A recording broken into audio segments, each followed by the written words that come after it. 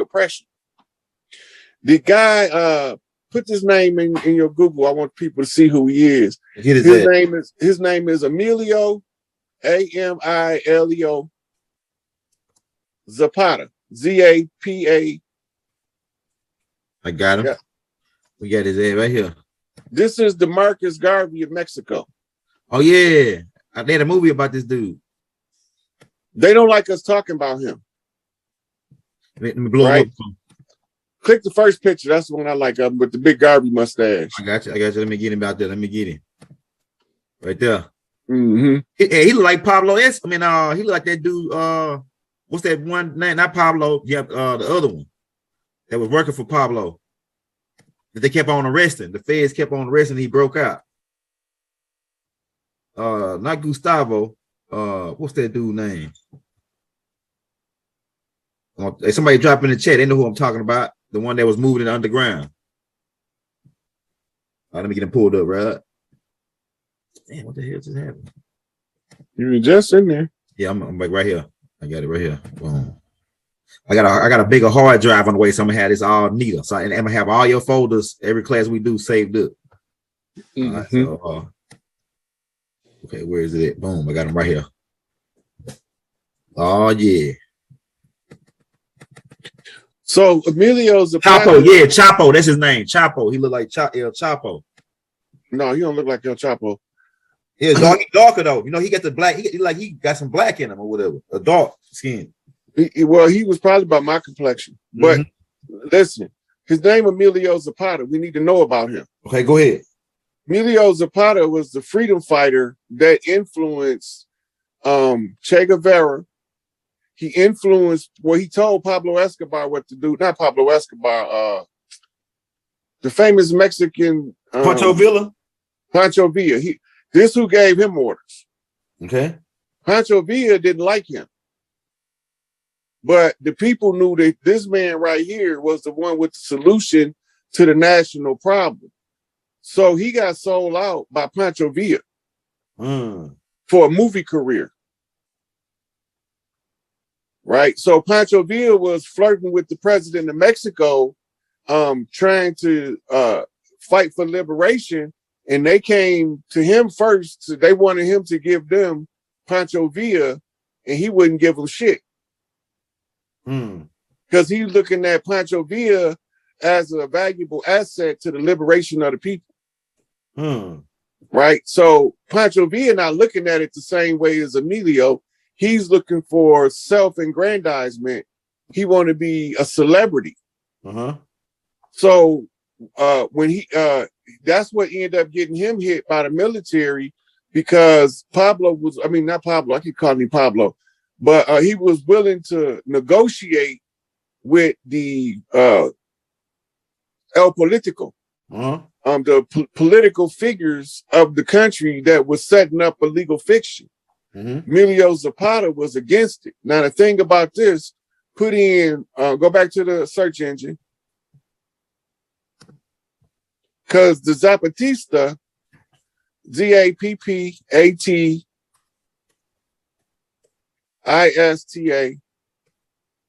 all together? Yeah. Oh, yeah. And Panthers.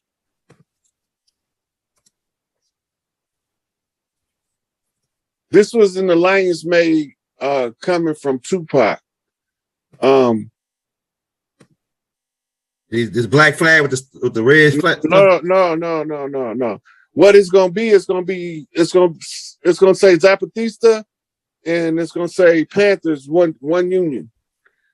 It's gonna have both of their logos gonna be tied together. You see this book right here? I don't see it. Okay. You don't see it on here at all. Okay, all right, let's try that. Oh shit, that's okay. I see what's going on. Hold up. Let's try that. Okay, this might be. Yep, there you go. Okay, let me save it and blow it up for you real quick.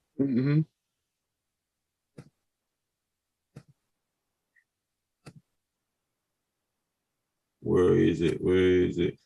Yeah, I ain't even never seen nothing like this. This is my first time seeing this. The Mexicans and the Panthers going in. That's kind of like you gotta realize these Tupac people, Mongolians. Both lands is Tupac relatives. Go ahead. See what they say, Zampantera? Yeah. Negra? Yeah. Right. So Zapatismo, Black Panther Party. Right. Scroll down to the bottom. You see that handshake? Yeah. 2000. Right. Yeah. Yeah. So that's when they made the treaty together to get the imposters off the land. It's fire. So you need to know this stuff so This y'all shit know fire. that when I be telling y'all, we've been working behind the scenes trying to get this shit unified at the top so we can tell the grassroots what's going on. Hey, now I'm telling the grassroots and I'm showing the receipts. After that modern calendar date they come out with, the November 2012 thing, when it says that the world gonna end, it's really. I think it was one day before the discovery of the Higgs boson. I think it was like December 20-something. Okay, all right. I know there was somebody was saying in 2012 they would say, "Oh, it's gonna happen in 2012." Yeah, well, that was the Mayan calendar came to an end to close the age out. It just started all over. They talking about what the Mayan calendar gonna do. Y2K ass shit. It just start the fuck over at the close of the age and reset automatic. That's right. This shit powerful right here, man. I ain't never seen this right here. I ain't even know we was the Black Panthers connected with another Brown family. You want to know who else they connected with? Put in Weather Underground. Watch these billies. Okay, let's do it. Weather Underground.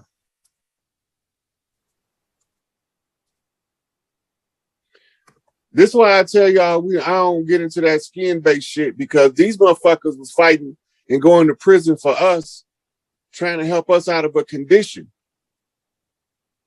They ain't even have to be in our business, but they was out there. You see the I see the symbol like the W. Yeah. You see that wanted picture, that wanted poster with the three people? Yeah, them was the leaders. Right here. Yeah. Them was the leaders. They was all had affiliations with the Black Liberation Army. Right. Then another group we had an allegiance with, I can't think of the name of that motherfucking group. Right. So this was the wanted poster for the Weather Underground. They was leading the underground resistance in the Midwest. They was coming off of a college campus. I don't know if it was the University of Michigan or Michigan State, but they was broadcasting. They had an underground radio station. Back then, instead of hacking onto somebody's social media, you would go and create you a radio station that carries so many blocks, and then you had your little own broadcast. Right, this is what they was doing. So Malcolm X was doing too. Malcolm X was doing it. Right, because they understand the power of using the radio back then is like the internet now. That's right. Right. That's right. Okay, now, go to You got a couple more slides too on this thing too. You ain't go over like these like I don't know if it's right. You was going to go over these or not. Like yeah, because these is castles they converted into prisons. This is where we was going next, because how do you hide a castle from the people who belong in the castle? Right, turn it into a prison. That makes a lot of sense. Turn it into a prison. This is a castle that was converted into a prison in 1866. Wow, that's crazy. Okay, let's go. Keep going. You might as well go in a row. This is Marquette Prison in upstate Michigan, right? This is supposed to have been built in the 1800s, but you can clearly see that this is around 1300s architecture. The only thing is new is the shingles. They used to be on the top ceramic roof tiles. Yeah, you can so see they took the ceramic roof tiles off, and then they put modernized roofing on here. Probably had leaks or something because it's old as hell. Yeah, you can tell the brick style laying, the style of how they laid the bricks. If you study architect, you can tell it's like at least between 13 and 1400s. Okay, let's look at the next one. All right. So they turning our prisons in jail. So what do you think they got in store for the royalty on the land? Right. Which prison? Okay, which prison? Joliet Correctional Facility. This is a prison, and it was a castle. You could tell it's clearly a castle. Yeah. But they converted it into a prison. Joliet Correctional Facility. Go to the next Yep. I think okay. I'm not sure which one this is. But this another one of the castles they converted into a prison. That's a big ass castle. It's a big ass prison. Damn. Everything security we built for good, they use for our demise. We got to use. And that's in Philadelphia. Mm-hmm.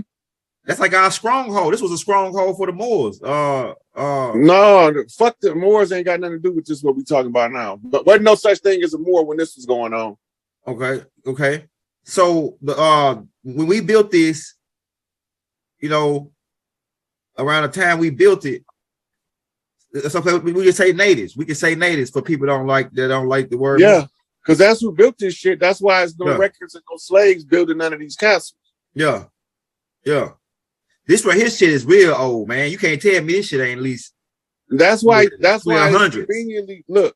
They conveniently keep saying everything is built in the early 1900s after slavery, right? Mm-hmm. But there's no record of a workforce the size it required building this village. They would have a whole village nearby. Yeah. This shit old as hell. This shit okay, let's go to the next one. At least 1200s. Okay. I think that was the last one. Besides the ones that I had already had for you laid out. This prison. Okay, hold on. Let me go back. All right. So, like, could you break down the prison that Baba and Larry Hoover them at? Because it's built like some kind of the Florence. See how it's built like a triangle? Mm-hmm. It's got to be some kind of alchemy, and then they underground and shit. Listen, I tried to go there in the Astros, right? It's the most dark and gloomiest shit you can imagine. I couldn't even get through. The conjure they got around that motherfucker, and it's all dark. Yeah, this shit is deep right here. There's two triangles. Actually, they got 3 pyramids shapes right here. Yeah, most of the modern prisons is built like an X, look like an X from the air. Right. Pull up Ionia Bellamy Creek. All right, spell that for me. IONIA. New word. BELLAMY. There you go. I got it right there. All right, let me save this. Oh yeah, you finna. Hey, you going in, brother? Hey, y'all hit that like, hit that subscribe button, man. We're gonna show you brother some love. We dropping his Cash App in the links every 5 minutes. These modern prisons like this one finna show you was designed to be able to drop bombs from the air and know exactly where you hit. What? Hold on, let me pull that joint up, man. Oh, I just hit it right here. Here we go.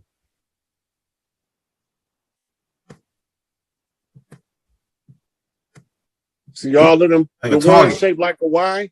Yeah. Yeah, all of those is what you call the dorms. That's where the inmates sleep at. It's damn sure some kind of alchemy going on there, bro. You can see it.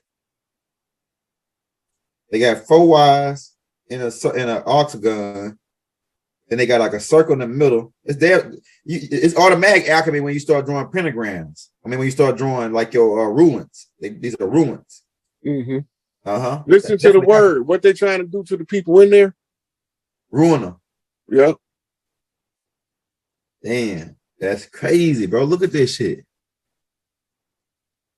And it might be some sexual type alchemy too. The way it's shaped, like with the Y, the Y chromosome. That's the male chromosome. The Y. Mm-hmm. So it could be like some kind of This right here is deep, right here, man. I'm about to look at this. That's so they know which buildings they hit from the sky, though. That's right. They hit the building with the Y. Hit the Y buildings. Yeah. Because that's where the inmates hit. So then, I don't want to say it because they don't want to say that, but I caught what you just said though. So when they lock all the inmates up, you see the square buildings. Yeah, that's where the officer's supposed to report to. So in the national crisis where they have to get rid of the inmate population, they sound the alarm for emergency count, lock all of the inmates in, and then all of the officers will be seen running into the square buildings. And then not long after that, that's when they come through for their airstrike. And they can run right here in this area right here. That's for a heliport. Okay. To get them out of there. Well, yeah, it depends on what they want to do with them. They go back after the bombing and get survivors. They hell up back into wherever they're going to imprison them after that. But that was an old plan that was scrapped under this new incoming system. Okay, now. Oh yeah, what about Alcatraz, man? I got that one up there too for you. Pull it up. Let's look at Alcatraz. Alcatraz is obviously a castle off the coast off the bay. Yeah. Right. Oh, let me get a better picture. Oh yeah. It's definitely a castle, man. I got a whole bunch of them up here too. These castles that's turned into prisons. Mm-hmm. I think it's Alcatraz right here.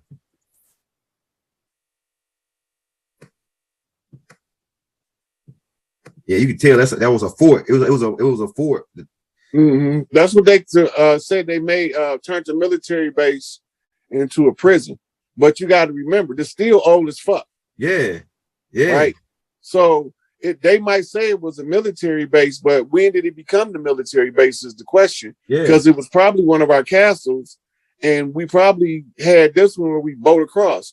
When we went to war, we took our whole family, dropped kids off in the South. When we say drop the kids off in the South, we mean from the Texas-Louisiana border all the way into Florida. Mm-hmm. Right? And we was dropping kids off with Big Mama. That's why all of the plantations had all of the different mixes of kids, because we was coming from all tribes. Right? So this is how they filtered us out and merged in the Mongolian Hun hybrids that they had, and they was using the servants and passed them off as us to sign treaties. Yeah, it make a lot of sense now. That make a lot of sense. Right. So Lois and Clark is going to assess the lay of the land. We gotta remember, they went on that expedition because of the Louisiana Purchase. When they get to Louisiana Purchase, they get a land report from the French. From the French land report, they know that all of the people from the land went southeast. We going to fight Gullah Wars.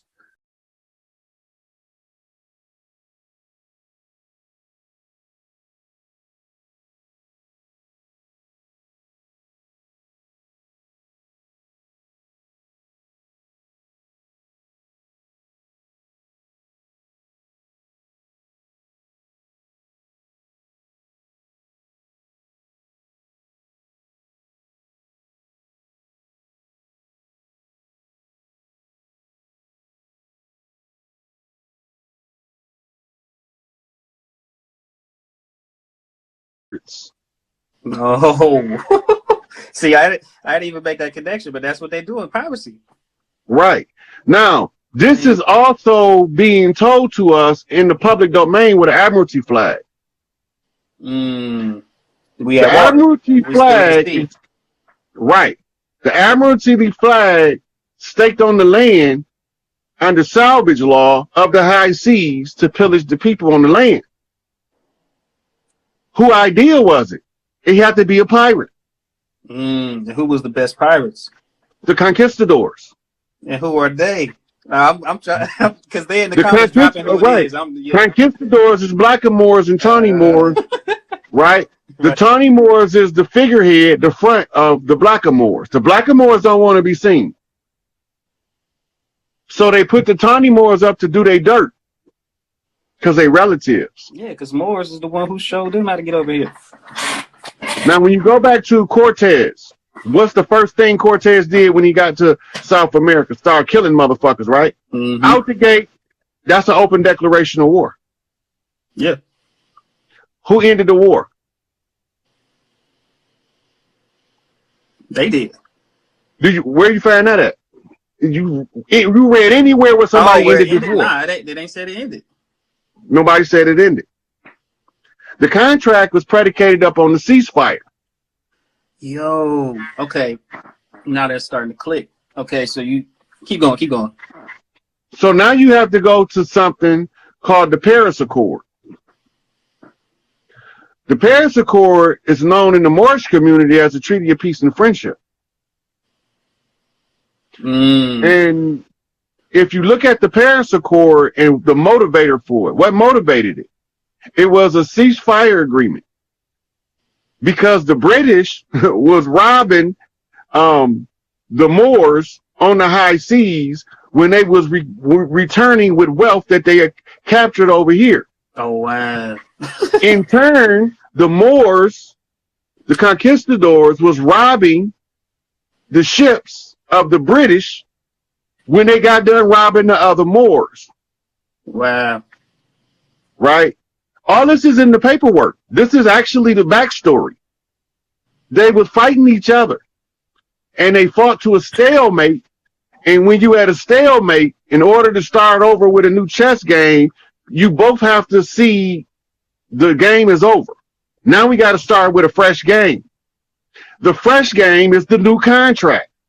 The new contract is an agreement between the British and Crown and a corporation called Al Murak. The corporation known as Al Murak headquarters was in a city called Fez. Fez is the capital, or one of the major cities, I should say, of modern day Morocco. But modern day Morocco wasn't Morocco before the 50s. What was it? It was grouped in with Tunisia and I think Algeria or Algiers as what they call Al-Maghrib. Right? The problem that they have, they already got kicked out of Africa. Now Europe is kicking them out of Europe. They need somewhere to go. Right? Now, their offspring can be seen. Tipper Tib, prime example. Right? You can look at his history, because the Arabs is the initiators of the transatlantic slave trade in the sacking of African villages to get what they called black labor.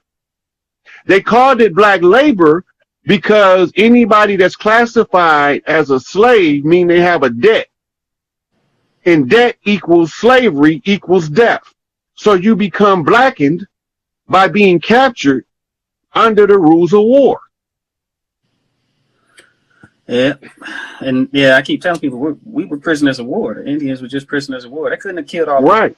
So the whole time since 1492 to 2012, we've been in a perpetual state of warlock. When you locked in war, you don't have access to your wealth. So they created the fiat to put levies and liens against the estate of the POWs. Right. Under the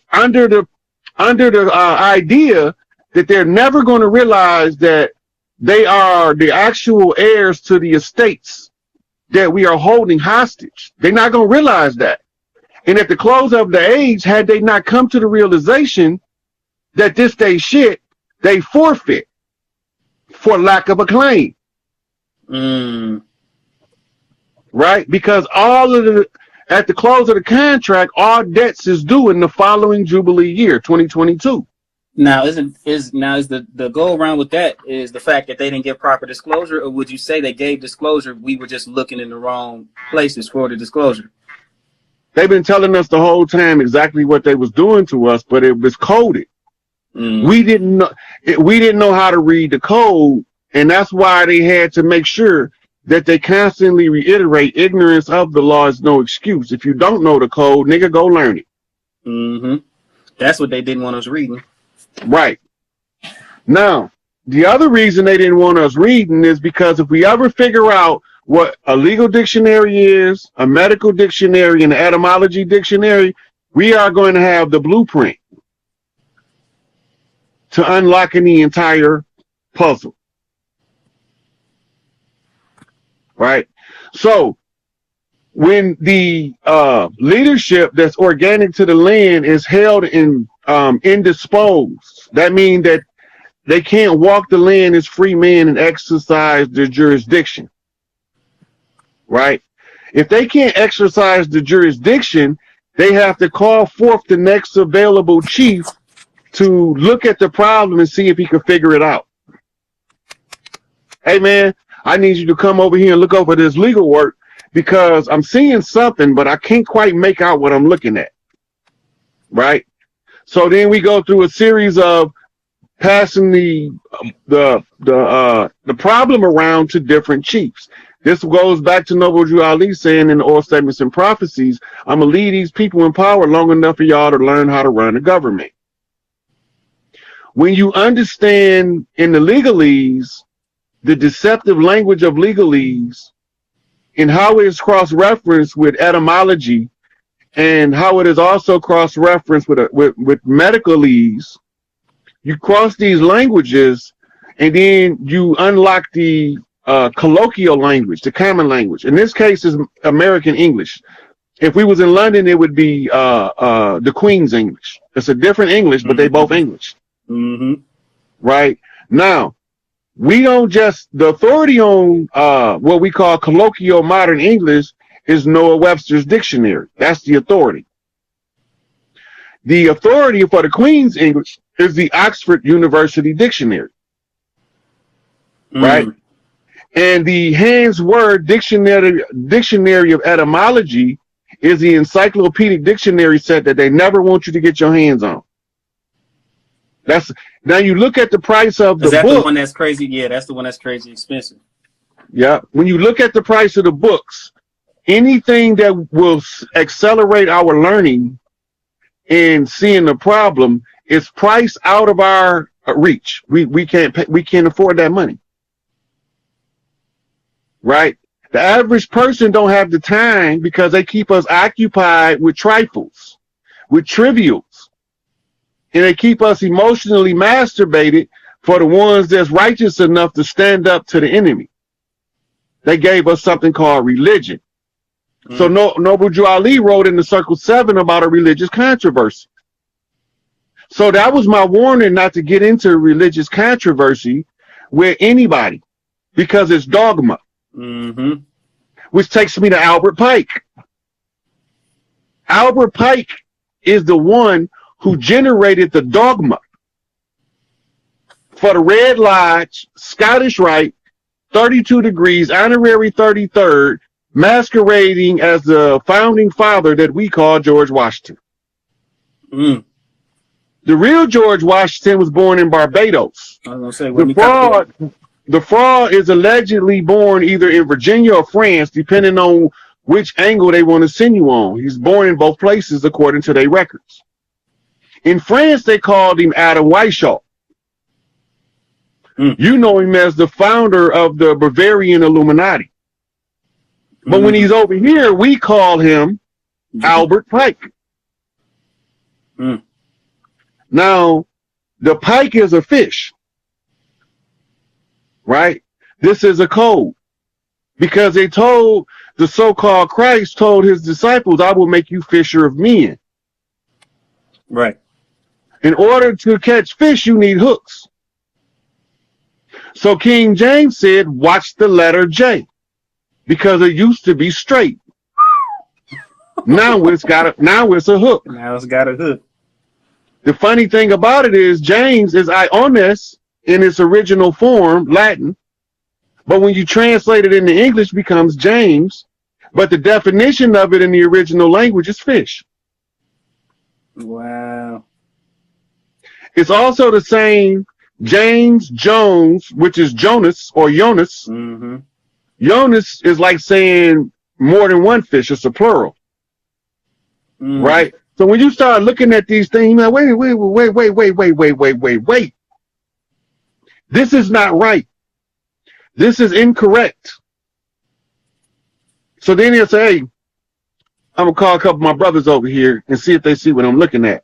Because this can't be what I'm looking at, because if this is what I'm looking at, it's telling me a particular direction that somebody is coming at us. It's a warning. Right. Right? The side effect of the religious controversy is another chapter called misery. Misery is the thing that keeps us from seeking the liberation. because we would rather be comfortable under control of somebody else than to be temporarily uncomfortable to be under our own control. And having to fend for ourselves. Right. Mm-hmm. Right. So now we face with the dilemma. Upset the peace to establish justice and be uncomfortable for a period of time in order to give your descendants eternal comfort. Or go along to get along and wait till it fall apart and hope that you get something out the deal. Them the only two positions. So from what I was looking at, I said, if I make the claims, all I got to do then is start having the different chiefs on the land come look at this. Hey, ain't the contract is up. Now, the only way this contract not up is two ways. They held up every part of the agreement, which we know they never held up a single part. We can't find a treaty that's ever been honored because all of them is in litigation as we speak. It wouldn't be in litigation had they been honored. Right. So now that gives us what we call superior claim on the contract. The only problem is we have to figure out how do we apply superior jurisdiction in order to secure a superior claim. We have to follow the laws of nature and go back to our original culture. They gave us a remedy in their system during the life of the contract. But when the contract expired, the remedy expires with it. So they never honored it, which means that I can close the contract out at any time I become aware in my life that the contract is predicated up on fraud, deception, and the theft of the wealth of the nations, and that the intentions is never to honor the contract. The last one, the intention to never honor the contract, becomes self-evident. That means it presents its own self as evidence based off consistent actions from the occupier to never honor a single contract. If they've never honored one, they continuously make them, they never honor them, but they always hold us to them. That means that they never had any intentions of honoring any other contracts. Right? It proves itself. You don't have to prove it. Right. Show me the contract they upheld. Right? Nobody never foreclosed on the first contract. Treaty of Peace and Friendship. Right? Now, this is what's upsetting to the Moors that didn't understand what me and Taj was talking about completely. Because Noble Drew Ali the contract was in 100% effect. So he gave us both the remedy and the solution at the same time. Right? He's the one that was teaching everybody about the 1099s, right? I'm not saying it was him, but well, he didn't take it that far. Right? What you get with the Moorish literature is that's all he got. Anything else is in the Moorish newspapers that's now almost impossible to find unless you go find them on microfilm in the old library. But there used to be a daily Moorish newspaper that the Moorish Science Temple put out, or the Moorish Temple of Science used to put out under Noble Drew Ali. Those are been defunct. They've been closed down.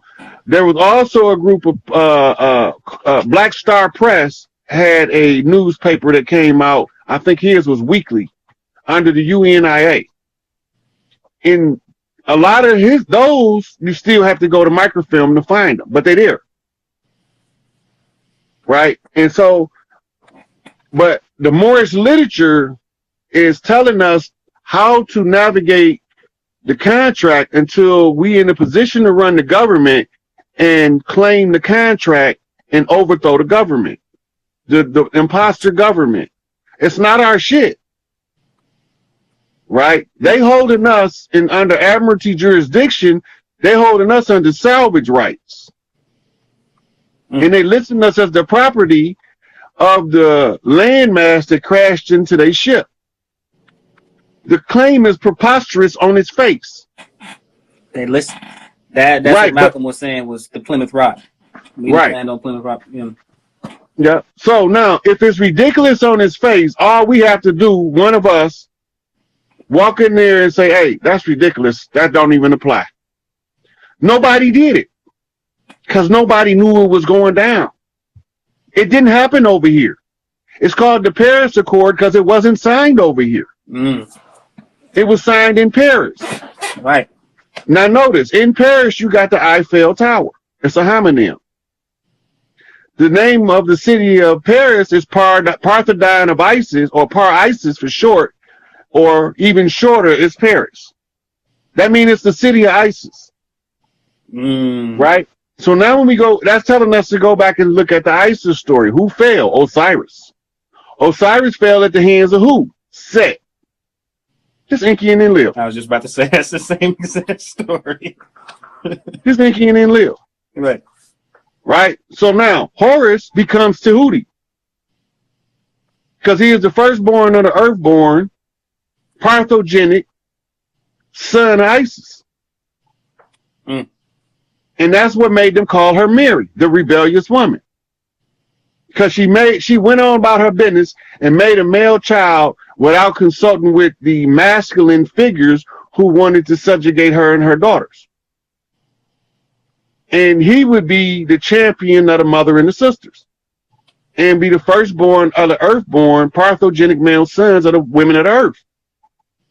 So when you see Tahuti, he's coming just to get the women back their shit. He don't want nothing. The women gonna take care of what they need to take care of, and Tahuti is just gonna facilitate. So I'm facilitating my ass off. Tahuti thought. Right? Now all of the codes, they tell you Isis, but the character should be Moses. When they tell you Moses, the character should be Isis. That's what we don't get. The Isis character in the New Testament, the name Isis is Jesus. I-E-S-O-U-S. Right? But if you don't know that the contract is a riddle, and the riddle, right, is a key to the kingdom. And the kingdom is the kingdom that comes at the closing of the age, the last days. Right? In order for this to be effectuated, you have to be a Melchizedek priest. Well, I'm a graduate Melchizedek priest under Malachi Z. York. Right? As a Melchizedek priest, now I can exercise the rights of the priesthood to claim every priesthood. Right? So now I need a political degree. That means I had to get a law degree without getting a degree. I had to learn enough law to get a degree, but don't get the degree. I don't need the paper. I need the knowledge.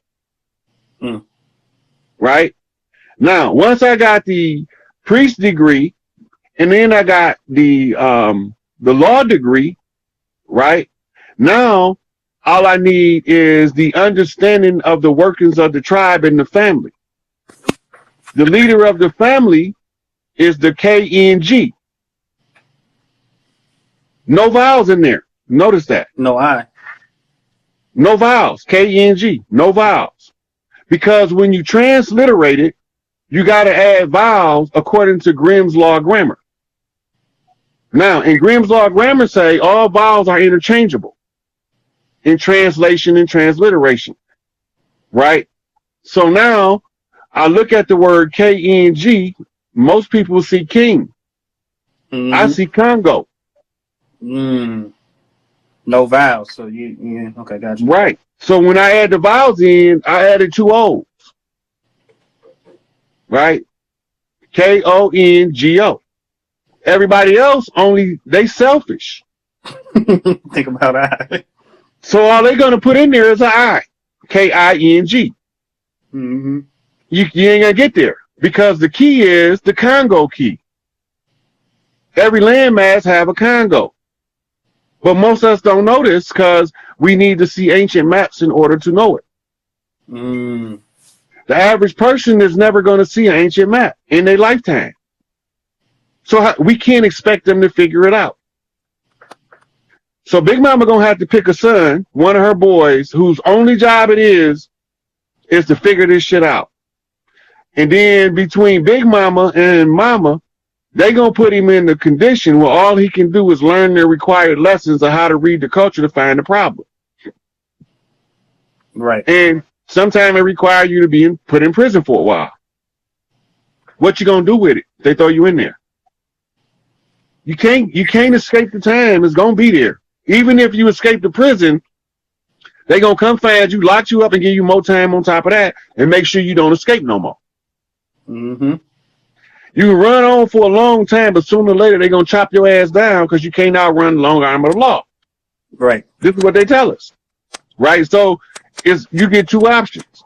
Study the problem until you figure it out, or run for it. Run, Forrest, run.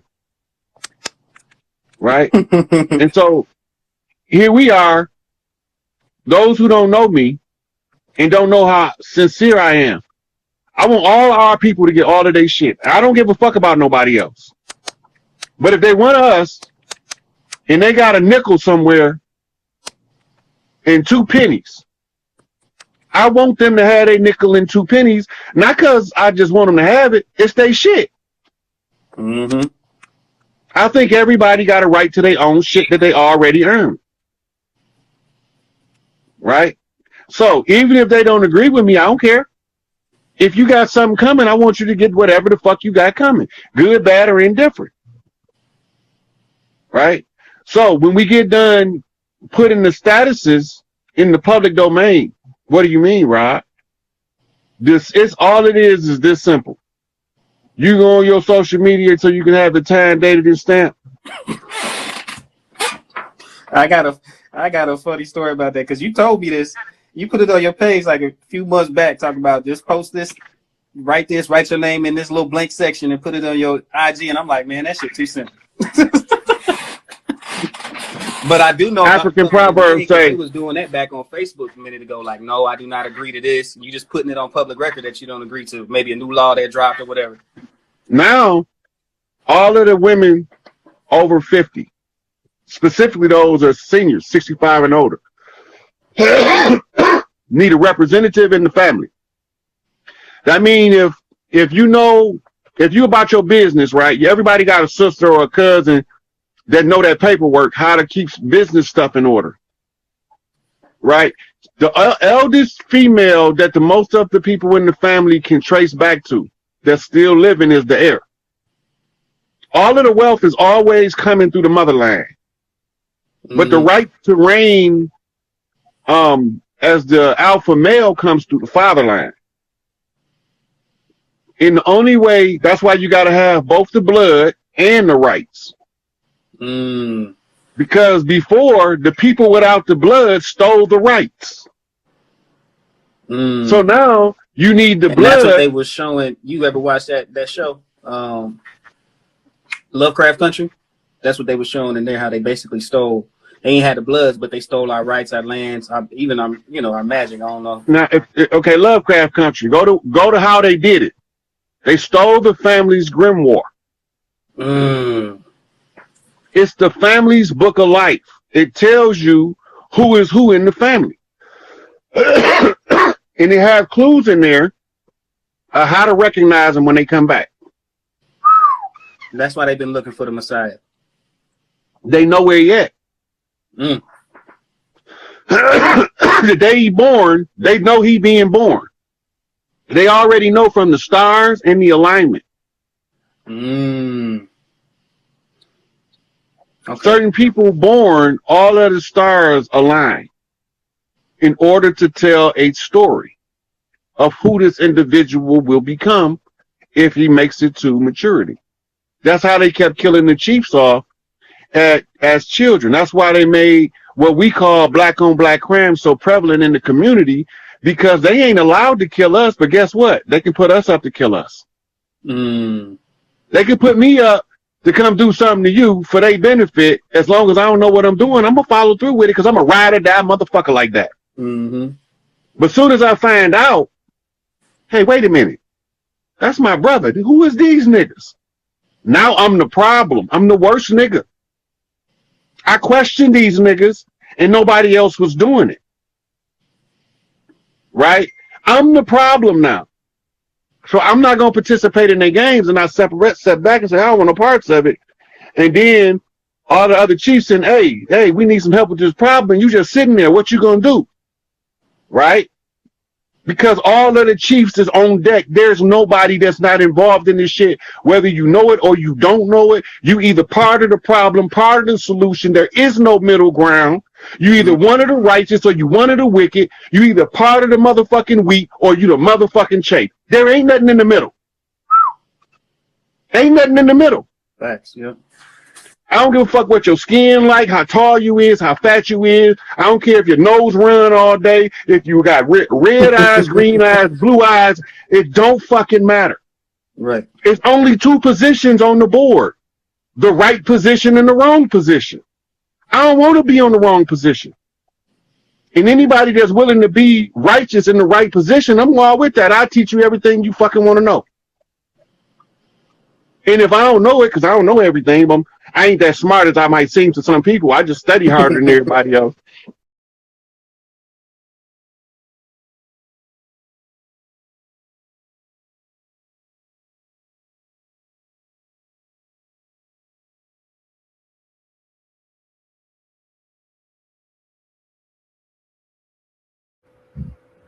Doing backflips using my mother's inner uterus as a springboard. I believe. I remember hearing my mama telling my daddy, this is going to be a good badass boy here. He monkey flipping all up and down in my stomach. I can't tell nobody that. That's insanity to the regular people.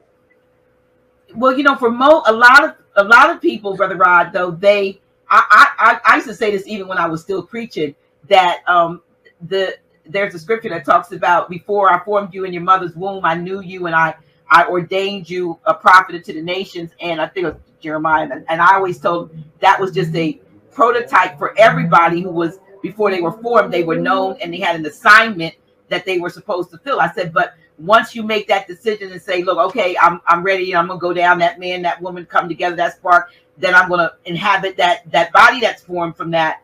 Then I said, you float around for maybe 9 months, because I've had preemies, but 9 months in the amniotic fluid, which I would call amnesia juice. I said, and while you in the amnesia juice, you forget what your assignment is, and so your so-called life. That's how I discovered how to erase my memory.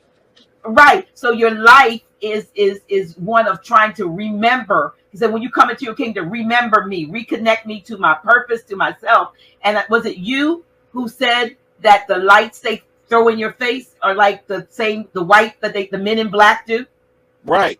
Now, look, I thought I was crazy when I first seen this, right? Because I seen them when I came out, I seen the bright lights, and I remember immediately being dumbfounded, what they call blinded by the light, dumbfounded by all these bright ass lights in my face.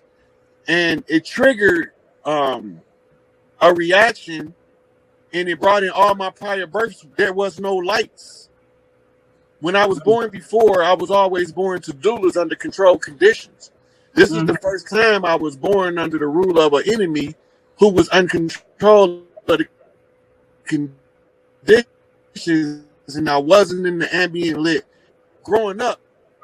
But as you get more recall of your past lives, you start remembering this stuff. And I was like, that's the major anomaly. And then I keep hearing people say, don't go into the light.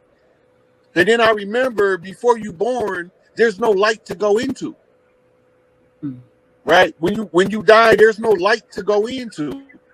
You don't see the light till you come out of the till you come out of the womb, of the matrix. You come out of the matrix. They saying that it's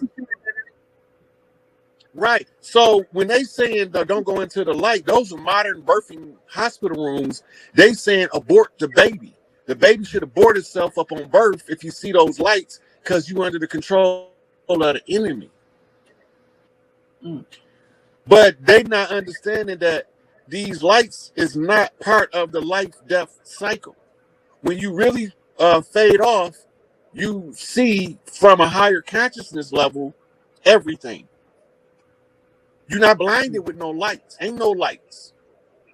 But you see the you see the child being born that you're gonna come back in. You're not coming back immediately when you leave most of the time. But when the child in the future that you're gonna come through is being born, you seeing the life of that child. And you are having options of several timelines that this child should be born on. So when they're telling you don't go into the light, they're saying avoid the birth that you're going to come back into the light. Because if you come back in the light, you know that the enemy is on the other side acting like they doctors. Wow. Well, right? many a child has come into the light. The midwife. Right. Right. Go back to the warning about the light. Where is it most famous from? Poltergeist. Yeah. Carol Ann. Carol Ann, go into the light. There's peace and tranquility in the light. Right? Now, all the time, demons is trying to get Carol Ann, and the witch is telling her to go into the light. Now, flip it in reverse. So now, let me see. Is your I don't know, your voice is breaking up, and telling her to go. Yeah, we're getting you like into the light. You're breaking up. While her to go into the light. Yeah. Your sound is breaking. Your screen. Yeah, you're breaking up. Yeah, and they're putting it in the, because I can hear you breaking up too. So I'm not sure if you want me to go out and come back in. Try that. Just see if we can get a better. Please. Thank you all. Thank you for your patience. Let's see what's going on. Oh, we up in here, 1,200 strong, y'all. Hope y'all pressing that like, giving us the thumbs up. I hope you're sharing. If you don't, at least share it after it's over. But Brother Rod's going to come back in, and I hope you are appreciating this sort of in-depth look into the brother that's been bringing us all of this information here. He's back. Let's hope that the sound is better. All right, Brother Rod, let's see what we got. We getting the improvement? Yes. Yeah. Now, from what I'm looking at, you totally black. So the audience should tell me if your screen is black or if we can see Dr. G. Okay. Do you all see me? Put a 1 in there. Somebody put a 1 in the chat if you see me. No, I don't. Anybody see me? Did not see it. Can you hear me? Ask you, do you see me? Because I know when we first came on, you were saying you couldn't see me, Brother Robert. I see me. Oh yeah, they see me. They got 1s all in there. Thank you. So okay. Believe me, I'm here. They can see you. They can see me. They can see you too. Okay. So let's go back to this because this is so interesting. Let's go back to this birth process and the light and all that because this is fire, y'all. This is fire. Right. So go back wait a minute. When you start wait a minute. Somebody says they only see me and not you. Wait a minute. If you see Rod, anybody see us both? If you see, you're looking good. So if you see us both, put a 2 in the. I can see you now, Dr. G. You see me? You just came. All right. You probably see me too. Matt. Okay. All right. Somebody said a young guy on TikTok. Where'd I go? Here we go. I'm gonna push this up. You'll see this. A young guy on TikTok using gematria somehow matched Rod Hayes to Lucifer. Said that's a good thing. Well, that means the light. Hey, look. So the Lucifer effect, right? The Lucifer effect. Don't nobody know what it is, but it's written in all of the occult mysteries. Okay. The Lucifer effect is the ability to be able to read the creation from above and from below simultaneously. That's all it is. It ain't nothing else. Take all that spookism, mysteryism, all that out of it. That means that you just got the ability to see clearly from the spiritual into the physical and vice versa. Okay. It's called mirror flipping. As above, so below. What's written in the stars manifest on the ground if you know how to read them. But if you don't know how to read them, it's gibberish and nonsense. Right. But okay, so back to you for anybody that's just tuned in. So you were talking about the birth, your birth remembering this last birth, because you know that you've also talked about seeing remembering other incarnations. Yes. And seeing, when do you see future births? I'm barred from seeing the future, so I don't change it. Okay. Right, So because I change it to anytime I. Where'd he go, y'all? Oh, somebody just called me. Dr. G had to go out and come back in. Y'all stop calling him. He's online. So can you hear me clear? I hear you. Yeah. Okay. So so you said you would change it if you. I would always change it for the collective to have the most functional future possible. If I could see the future, I automatically switch the timeline. But then that would be what you call averting the work required to change it correctly, which will cause a wrinkle in time that can't be compensated for. Well, since we know that timelines are not not so much as like chronological, but maybe multi-dimensional, or these other lives maybe other dimensional lives, just like you talked about, you know, the Mandela effect, or these other lives that you remember, might you be living them out, you know, at the same time? May they be, are we talking about lives that have literally passed and gone and not connected anymore to what you're doing? Oops, you froze. Can you hear me? I tell you, we talking good and they messing us up. You know what this is? You come in.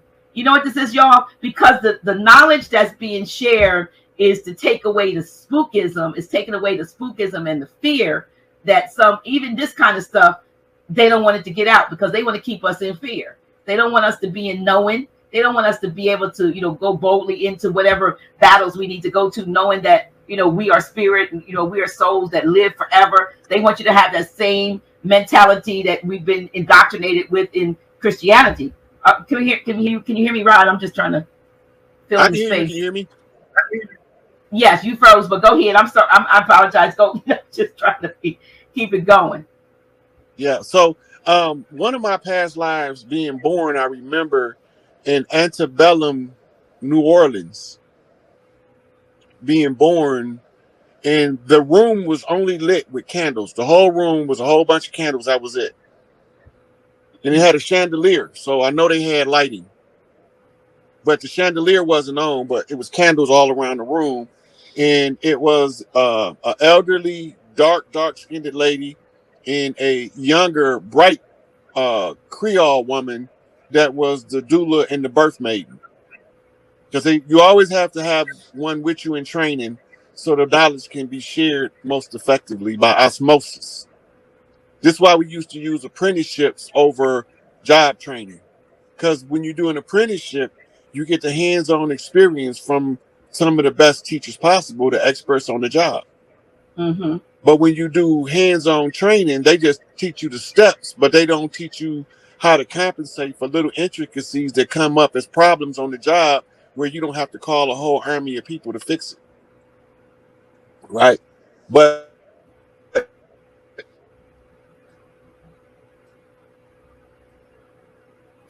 she following that principle in the streets today, like if you go to LA, why are they freezing you? Can you hear me, Rod? and you tell them that you a Crip blood, they're gonna say, well, where you put your work in, who your witnesses. That means that all of the chiefs always have a witness to. Okay, y'all, we having a little bit of technical difficulties, but I'm sure he'll dial back in. Are you enjoying this? I know you are. I am. I'm absolutely enjoying this interview. So let me see. Where are you, Rod? Nope, you're right. They don't want this information out because it is absolutely critical even to us, our empowerment.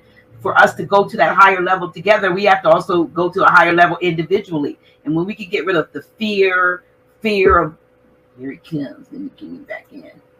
There you are. All right. Can you hear me now? I don't know why. I mean, you said, I guess this is too powerful. Well, so you're at this saying point, you go to LA about the Crips, and that's what. yeah. So they always ask you a witness to your work in order to solidify what your status is on the land. That's different from the mainstream cultural norm.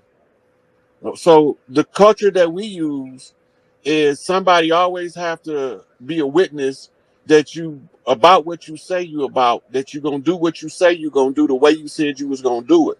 So they call that a witness to your work. Every step of the way, I'm one of the most scrutinized people when I look back on the history, because I done been under review since I was. Look, when my mama used to go to all these different churches and tents and trailer parks and basements, when I remember being an iron baby, and she passed me around to all these old ladies. They be old as hell. Some of them dip snuff, and they be saying, "Oh yeah, Shady, it's the one right here." I don't know what they talking about, but I can still remember they chatter. Mm-hmm. You know, he's like, you've been under evaluation since you came out the gate. Right, and it wasn't until in the last 3 years of doing this work I realized that I couldn't even be here if somebody didn't conjure me up. I have to be conjured up to come into the physical world by a group of people. One tribe cannot conjure me up. All of the tribes have to agree, because they don't know how I'm gonna behave when they conjure me up. And so they have to put me through cycles of training to temper my temperament so that I can have enough self-control to be useful. Otherwise, I'd be useless to the collective, and I'd be useful to some tyrants. Right. So when you decided to do what you were doing, to take it on like you have, with your whole heart and soul into this, it was it back in 2008 when you came? Or because personally, I just discovered you this year. Video popped up, and it was this year, and I was like, who is this man? And I said, he's a record keeper. Remember when I first? And so I tried to contact you, or I wanted to contact you, and then I said, I'm gonna interview him one day, and then you saw Grand Sheik and I doing a live in the park, and you reached out, and then I didn't believe it was you. But I'm just saying, I'm like, where'd he come from? But you didn't just start doing this, obviously. But No. when did folks start noticing you, that from your perspective, the way you're noticed now? Over the last 3 years, mostly, but there were certain people in certain places who knew where I've been and what I've been doing since birth. Okay. Been getting reports every step of the way. When I make mistakes, I don't let other people pay for my mistakes. That was a rare quality, but none of them believed that I was ready because they didn't realize.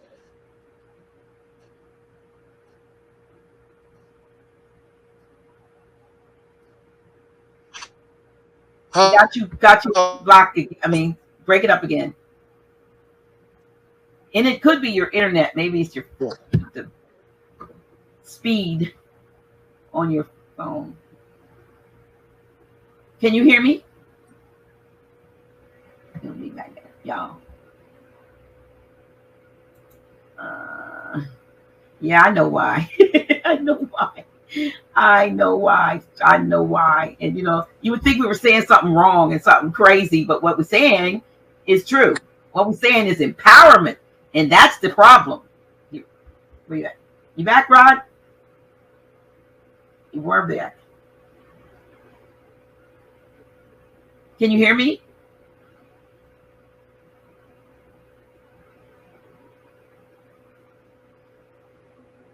Okay, he's going to come back in. I see where Paul Wright L wrote, why is it so important to free Larry Hoover, respectively, and why is he, sorry about that with the noise in the background, a big part of things. Can you explain? Well, he can explain when he comes back, but from what, if you've ever heard him speak on it, Free Larry Hoover, he said, it's like a battle cry.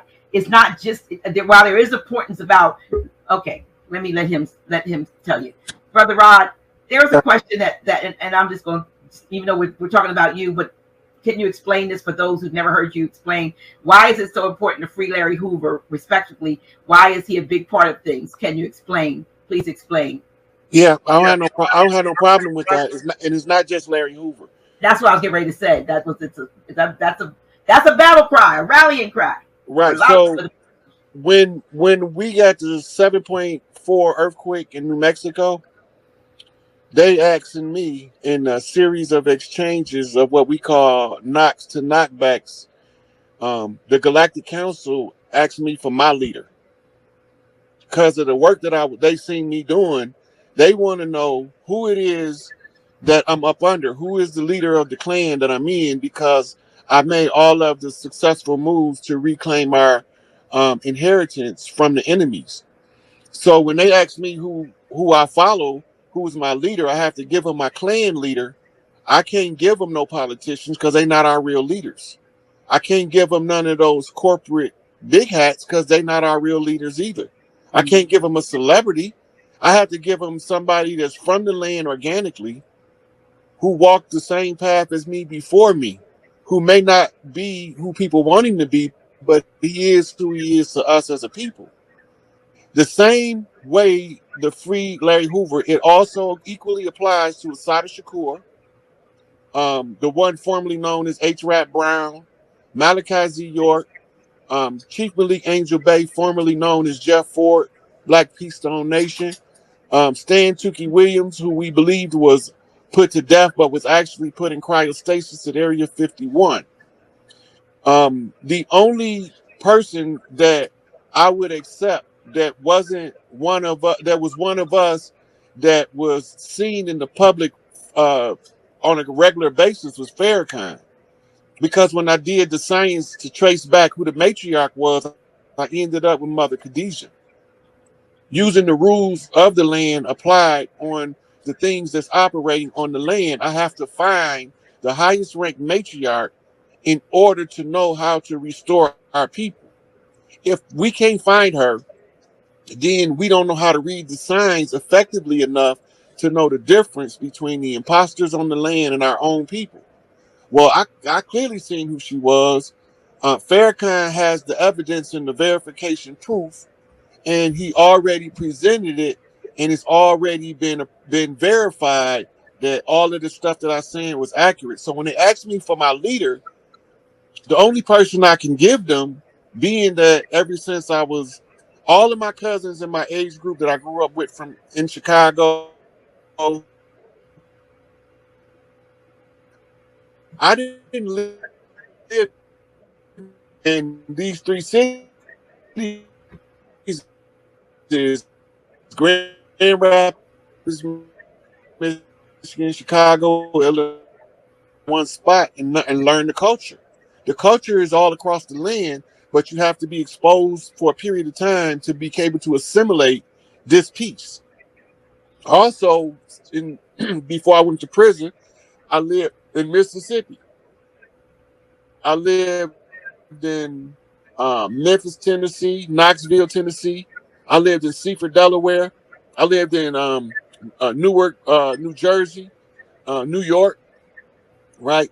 I had to traverse the land, and a lot of these trips from these places was by bus, Greyhound.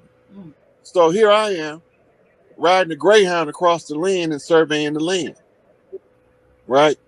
And so to me, these are translatable signs that other people that's listening that know how to read signs can translate, right?